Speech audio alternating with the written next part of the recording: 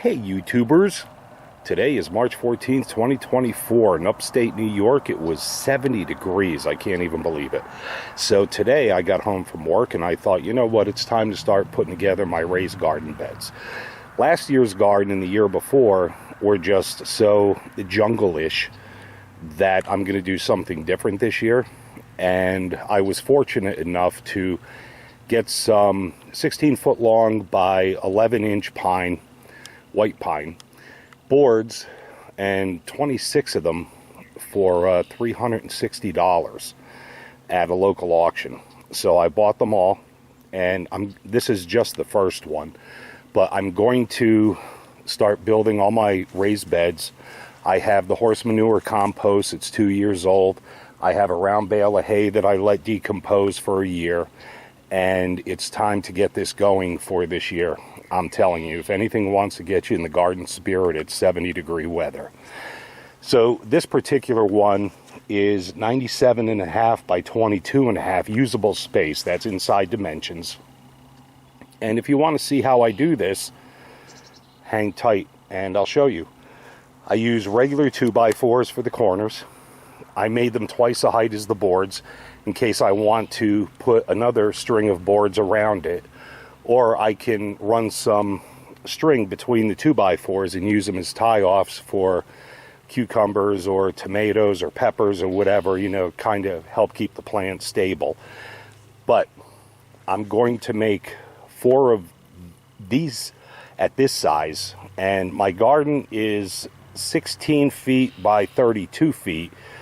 So I'm going to make some square boxes for the center, and my hope is that I can keep the garden under control this year, get maximum productivity, and not have... Last year, you couldn't walk through the garden without killing something because it took over, and yeah, I was a little bit lazy. But this year, I hope it's going to be different. And like I said, I'm going to fill these with the horse manure compost that I raked up with the tractor over the last couple of years, kept turning it, and it's nice black and it looks really rich. It should be good. And then after I fill these boxes like 90% of the way, I'm going to put down some of the hay on top to suppress the weeds from the round bale that's been rotting out in the horse pasture. And yeah, hopefully this is going to be much easier than the last 2 years for growing the things that I want to grow. So I'll show you real quick how I do this, and it's super simple. And I can't say it's cheap. I don't know the availability for you guys for the lumber. Like I said, the regular 2x4s for the corner. And what I'm going to wind up doing is I'm going to put some exterior paint on the grain end, top and bottom, to keep it from absorbing water. And that's going to definitely make it last longer. But yeah, let's go make one. I have 4 of these to make. This is number 1. So I'll bring you along for number 2. And our everyday visitor does here by the chicken duck hut on the other side of the fence. Yeah, they see me now, but they're here every day, and it's cool. Alright, so I have this DeWalt battery-powered circular saw, but I only have the cheapo battery, so it struggles. This wood is wet. It's been living on the trailer all winter. I did have a tarp on it, but the humidity still gets under it. So what I'm going to do is take 2 boards, measure out 24 inches because those are going to be the ends, and cut those off first.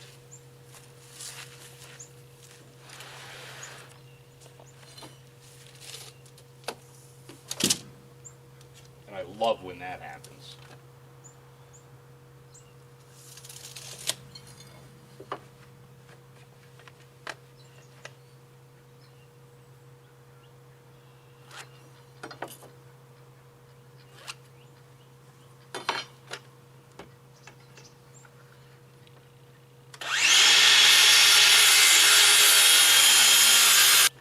Alright, so there's my 2 ends, and I actually did just charge the battery completely, so, but I wish I had the, is it the 4 amps? But I think these are 2. So, 'tis what it is. And these boards aren't great. I mean, you definitely wouldn't want to make anything pretty out of them. So now we're going to cut off our 2 8-foot pieces.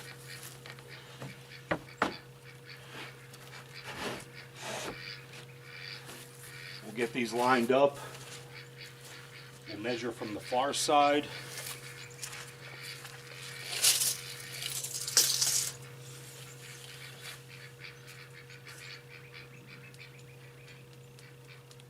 And honestly, that's the beauty of this. They don't have to be perfect because they're going to be lying on the ground in your garden or wherever you decide to put them, getting rained on, warping.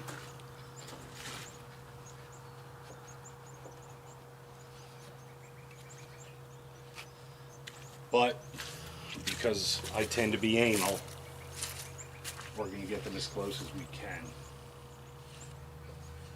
So that right there should work. Now let's cut our 8-footers.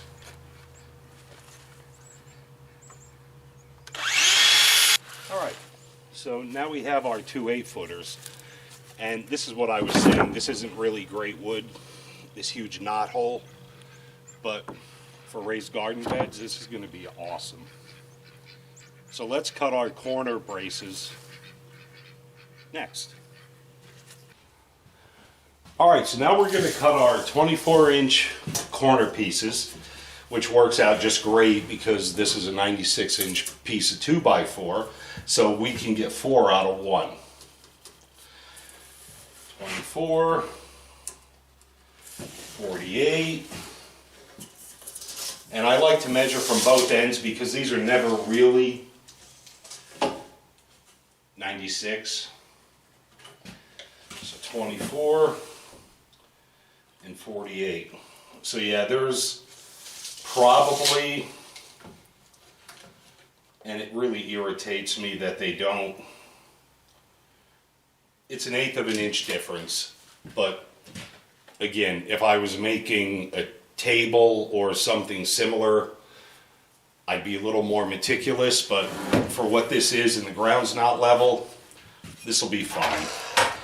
And for this, you want to cut right on your line.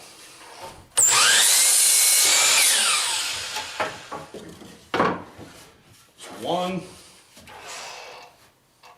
For here, because there's a gap, we're going to cut between the line. Or I should say lines. And the last cut.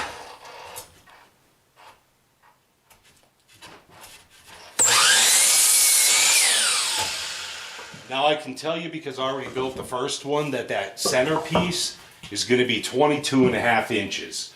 So I'm going to grab a piece of 2x4 and I'm going to cut that to 22.5. We'll take all our pieces out to the yard because that's where I'm building this, and we'll be right back. All right, so we have all our parts laid out, so to speak, and let's get them assembled. So I like to put the corners in this orientation, get them fairly close, and again, it doesn't have to be perfect. And I can't remember, these are deck screws, self-tapping. I don't remember what, I got them from Home Depot, that I remember, but I don't remember the length. But I guess they're 2-inch. But I don't remember who makes them, but I've used these a lot in the past and they work really well. They are a star head, they're not Phillips. So if you're going to use this kind of stuff, you need to make sure you've got the tools to attach it. And we'll put 3 in each side.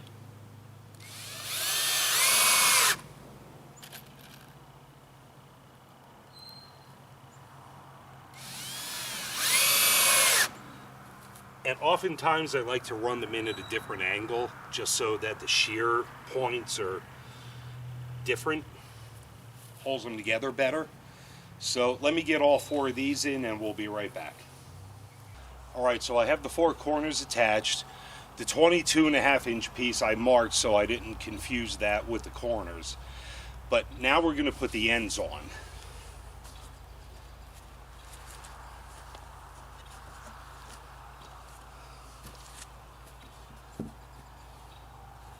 And I will line them up so that the tops are fairly straight. And when I screw these in, I'm going to aim for the center of this 2x4.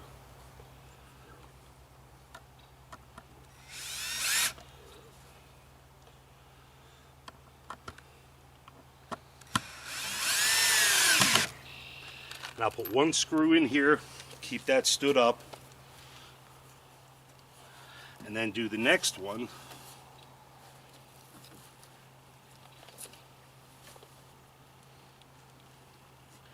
And I'm looking to line up the 2 side boards, of course, the end and the side, you know, to make it a little pretty.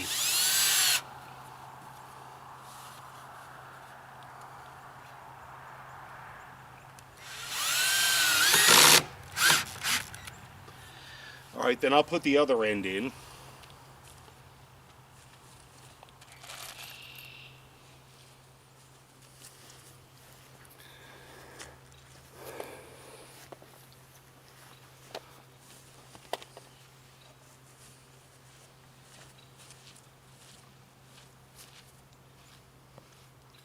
And no joke, this really couldn't be much easier. And the same thing. These boards here, the end and the side, I'll screw them in so that they're pretty flush. And man, it's been raining like unbelievable here for the last week. So the ground is soggy.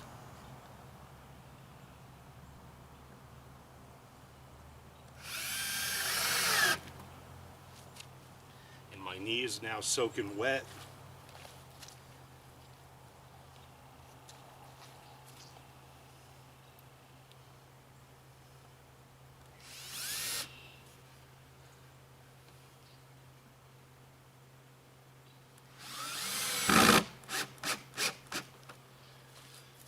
Alright, so our basic structure is tacked together anyway.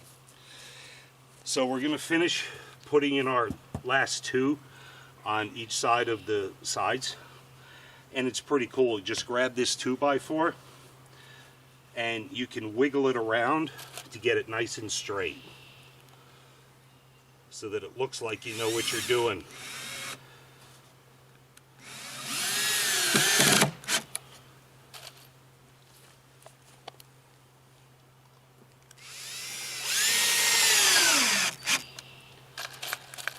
Normally I would pre-drill my holes, but because these 1x12s, 1x11 technically, are damp, I'm not worried about them splitting.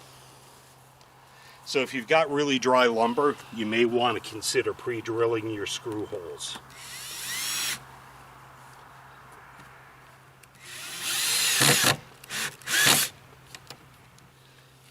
Alright, so let me get the other side in, and then I'll show you how I do the center brace. So we're almost done. And typically I mount my centerpieces all the way to the top. But if that bothers you as far as losing this little 2.5-inch, it's not even 2.5, it's 1.5 planning space, you can put it at the bottom. But I leave it up top so that it's not at ground level, and it should last a bit longer. So what I do is I will measure from end to end, extreme end to end, not inside. And we're actually really close to 98. So I'm going to make a mark at 48 and 1/8 because, like I said, I'm anal. And that'll make the center very close.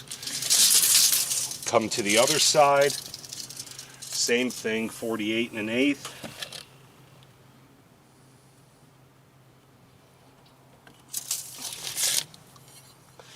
And then what I'll do is I'll draw a line across the top and then down the front and back, or outside and inside. These are going to be your lineup and drill marks.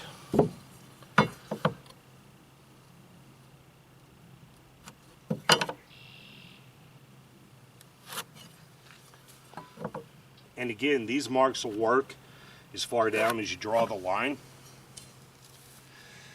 So now I know where to center this 2x4, and the outside line will be where I can put my screws in and safely hit this 2x4. I'll start with the top 2 screws.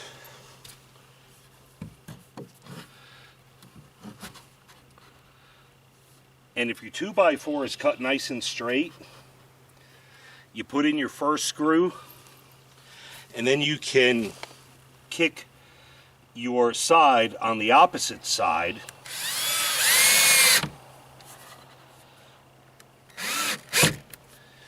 to get this really square. And I lucked out, I don't have to do that. But yeah, if this 2x4 is square on both ends and you're off a little bit, you can move whichever side you didn't screw into to get this centered, and you should have a really nice rectangle.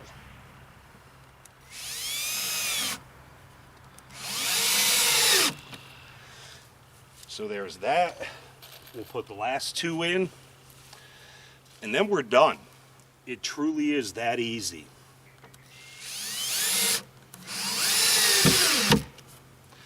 Pulls everything tight. It's going to keep it nice and square for a long, long time. Just make sure when you come down to your second screw, you're not below your 2x4. You can actually measure that and draw a line if you really need that assistance. But yeah, this one's done. So I have 2 more of these to make. I'm going to make 2 actual squares for the center, and I have 2 smaller ones to make for the far end of the garden. Hopefully this is going to cut down on a lot of labor throughout the growing season. So just another thing I'm going to try. Guys, enjoy your evening, and we will talk soon.